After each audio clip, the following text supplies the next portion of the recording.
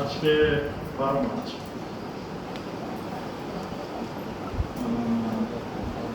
আজ থেকে প্রায় 17.5 মাস আগে আমি ঠিক এই ডায়াসটার মধ্যে দাঁড়িয়েছিলাম। এখানে অনেকেই ছিলেন। তো আমরা কিছু জিনিস আছে, প্রথমে আমি ব্লক নিয়ে বলি। যখন আমি জয়েন করেছিলাম এর ঠিক ওই সপ্তাহের মধ্যে একটা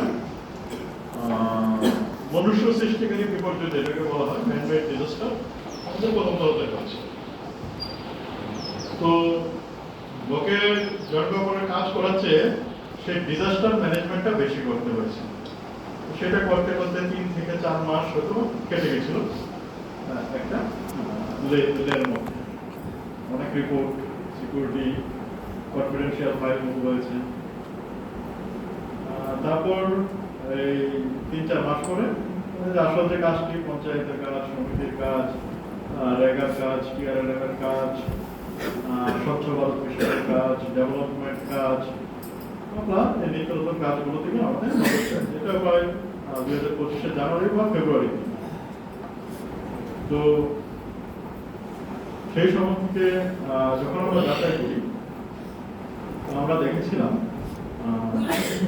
আমাদের গভর্নমেন্ট কিছু টার্গেট দিয়ে আমাদেরকে পাঠায়। আমি যখন এখানে জয়েন করেছিলাম তখন যেমন আমাদের ব্লকে র্যাঙ্কিং ছিল 57, যেগুলো 58টা ব্লক ছিল, তার মধ্যে র্যাঙ্কিং ছিল 57। ত্রিপুরার মধ্যে 35টার মধ্যে সমিতির আছে, সেটার মধ্যে আমাদের পজিশন ছিল 38 নাকি। বিএসসি এবং সমিতি মিলে 76টা আছে ত্রিপুরাতে, সেটার মধ্যে পজিশন ছিল 74। টিএলএম শুধু ছিল 16 বা 17 নাম্বারে। তো একটা কঠিন, একটা টাফ টাইম হয়ে গেছিল। ফিল্ডে কাজ করার জন্য প্রথম যেটা দরকার পড়ে সেটা হলো শান্তি। যেখানে যত বেশি পিস থাকে বলা হয়, সেখানে তত বেশি ডেভেলপমেন্ট, তত দ্রুত ডেভেলপমেন্ট করে। সেটার মধ্যে যে আমি যে আমার কর্মক্ষণ বলেছি যে 17.5 মাস, সেখানে 3.5 মাস 4 মাস এইভাবেই চলে গেছিল। ঠিক আছে, অনেক কষ্ট হয়েছিল সেই সময় আমাদের। তো বাকি যে সময়টা, এই সময়টার মধ্যে আমরা কি করতে পেরেছি? এই সময়টাতে আমরা প্রথমে চেষ্টা করেছি যত কাজ আছে, আমরা দেখেছি 2022, 2023 এবং 2024 অর্থবর্ষের অনেক কাজ পেন্ডিং রয়েছে। আমার মনে আছে আমরা হয়তো বা এক একটা সমিতি রেজুলেশনে 40টা, 50টা, 80টা করে কাজ সেকশন করেছিলাম। মানে এত কাজ আমরা একসঙ্গে সেকশন করেছিলাম যে পরবর্তী সারা বছর আমাদের মিটিংও বেশি একটা হতো না, এগুলো হতো না, যা সেকশন করেছি তাই চলতো। ভালো কথা, সেকশন হয়ে গেছে কাজ। তারপর আমরা ছিলাম খুশি, আচ্ছা এবার তো কাজ হয়ে যাবে বাস। তারপর দেখি আইডি ম্যাটেরিয়াল আসে না, তদন্ত না, সিমেন্ট আসে না, রড আসে না। বিমল বাবু কোথায় আছেন? এখানে আছেন নি? আচ্ছা, কয় কেজি রড আছে এটা এখন? 2 কেজি। আমি 2 কেজি রড রেখে দিতেছি। কিন্তু আমরা চেষ্টা করেছি maximum to maximum ID material আনা। আজকের দিনে এই অর্থবর্ষে নর্থ ত্রিপুরার মধ্যে সবচেয়ে বেশি আইডি ম্যাটেরিয়াল যদি কোনো ব্লকে আসে, সেটা হলো কলম।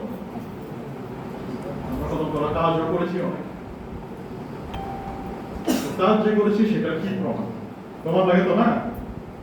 রেজাল্ট না ভালো না হলে তো মা বাবা বলে পড়াশোনা করিস নি তুই, নাকি করলে বলবে করিস নি। হ্যাঁ, রেজাল্ট তো লাগবে। রেজাল্ট কি? রেজাল্ট যদি বলি, আমাদের কদমতলা পঞ্চায়েত সমিতি ত্রিপুরাতে এখন 2 নম্বর স্থানে আছে। অলকবাবু আমার কাছে অনেকগুলো ফাইল নিয়ে এসেছিল, সেটা সাইন করে দিতে পারতাম একটা বার করে। আমাকে চেয়ারম্যান সাহেব বলছিলেন, আই করে দিন একটা বার করে দিন। তো দেখি অলকবাবু আজকে কোনো জমা দেখি না, তাহলে একটা মতো হবে। আমাদের যে 76টা বিএসসি এবং সমিতি মানে প্লাস পঞ্চায়েতের যে পজিশন আছে, সেই 76 মধ্যে আমি যখন এসেছিলাম সেখানে আমাদের স্থান ছিল 74। তখন আমি খুব ঘন ঘন মিটিং করতাম আমার ইনচার্জের সঙ্গে, সপ্তাহে 3 বার 4 বার 5 বার মিটিং করতাম। সেই মিটিং এর পর আজকে সেই 74 নম্বর স্থান থেকে আমাদের পজিশন হচ্ছে 11। সেই 74 থেকে 11 আসতে ম্যাক্সিমাম পরিশ্রমটাই করেছে যারা আমাদের ফিল্ড স্টাফ থাকে, মানে যারা ফিল্ডে কাজ করে। এখানে আছে ফিল্ড স্টাফ যারা বসে আছে, এখানে অনেকে আছে একদম যুবক কম বয়সের, অনেকে আছে যারা এই আমাদের মানিক বাবু আছে। আমি তো ভাবছিলাম ওনাকে আমি ফেয়ারওয়েল দেবো, প্ল্যান বানাচ্ছিলাম, উনি আমার ফেয়ারওয়েল দিয়ে দিল আজকে। এখানে আমাদের কাছে শুধু তাদের কথা বলবো না, মহিলা স্টাফ যারা আছে, যেমন আমাদের কাছে রুমি চন্দ্র, আমাদের কবিতা চক্রবর্তী, গৌরী দাস, তাদেরকে আমি দেখতাম প্রচন্ড ফিল্ডে অ্যাক্টিভ। মাস 6 আগে আমি একটা র্যাঙ্কিং কথা শুরু করেছিলাম পঞ্চায়েতে, যে কোন র্যাঙ্ক উপরে কোন র্যাঙ্ক নিচে যাবে, এইভাবে একটা র্যাঙ্কিং।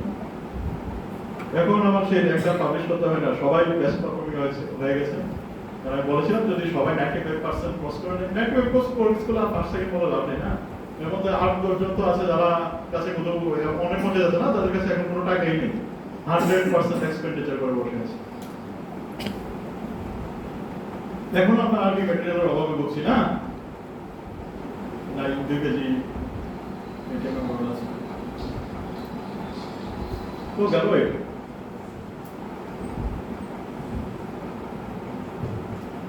এবার যদি আমরা দেখি, এটা গেল আমাদের র্যাঙ্কিং এর ব্যাপার। যদি আমরা দেখি যে সর্বভারতীয় স্কোর পায়ে কি কথা বলে, মানে পঞ্চায়েত অ্যাডভান্সমেন্ট ইন্ডেক্স, গেছে বছর আর এই বছরের যদি ডিফারেন্সটা আপনারা দেখেন, এটা কত বলা যায়, প্রায় 30% থেকে 35% ঠিক হয়ে যাচ্ছে। সেটা আমাদের জন্য একটা বিশাল পাওনা।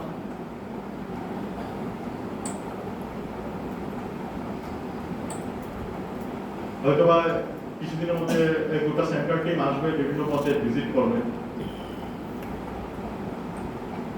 এবার যদি আমরা বলি আমাদের স্বচ্ছ ভারত, আমাদের স্বচ্ছ ভারত সেকশনে আসলে লোকের ম্যান পাওয়ার, আমাদের ব্লক ম্যান পাওয়ারের অভাব অনেকটা পড়বে। এখানে একজন আছেন আমাদের ম্যাডাম রেশমাদি, সঙ্গে আমাদের অনিমেশদা আছেন, এখানে ফিল্ড কাজ করেন। এর মধ্যে ইমপ্লিমেন্টেশনে আমরা বেস্ট আছি না। আমরা কিছুদিন আগে একটা প্রাইজ পেয়েছিলাম, থার্ড প্রাইজটা। আমি তো থাকবো না, আশা করি এই বছরের যদি সিচুয়েশনটা ভালো হতে হয়, হয়তো বা থার্ড থেকে সেকেন্ড বা ফার্স্ট হওয়া যেতে পারে।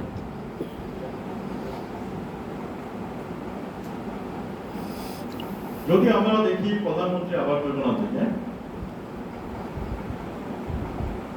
আমি যে সাকসেশন রিপোর্ট পেয়েছিলাম